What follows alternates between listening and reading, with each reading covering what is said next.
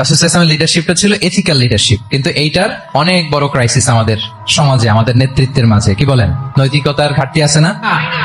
নৈতিকতা বিবর্জিত নেতৃত্ব, এটা দিয়ে কিছুই হয় না। একটা জাতির ধ্বংসের জন্য নৈতিকতা বিবর্জিত নেতৃত্বই যথেষ্ট। আমানতদারিতা, সততা, অনেস্টি, ট্রাস্টওয়ার্দিনেস, এটা অনেক জরুরি নেতৃত্বের জন্য। নেতা হতে চাইলে তাকে আমানতদার হইতে হবে। যদি একজন ট্রু লিডার কেউ হতে চায়, তার মধ্যে আমানতদারিতা চাই। কি চাই? আমানতদার, তাহলে ইন্টিগ্রিটি। মজার ব্যাপার হচ্ছে, মক্কার কুরাইশরা, মক্কার লোকেরা রাসূল সাল্লাল্লাহু আলাইহি ওয়াসাল্লামের কাছে এসে আমানতের সম্পদ গচ্ছিত রাখতো। আবু জাহেলের কাছে রাখতো না, উতবা, শাইবা, ওয়ালিদ ইবনে মুগিরা, কারো কাছে রাখতো না। খেয়াল করে দেখেন, দল করে আবু জাহেলের, দল করে কার? কিন্তু আমানত রাখে কার বাসায়? কি অবাক করা কাণ্ড না? কর্মী হচ্ছে আবু জাহেলের, কিন্তু আমানতের সম্পদ রাখে কার কাছে?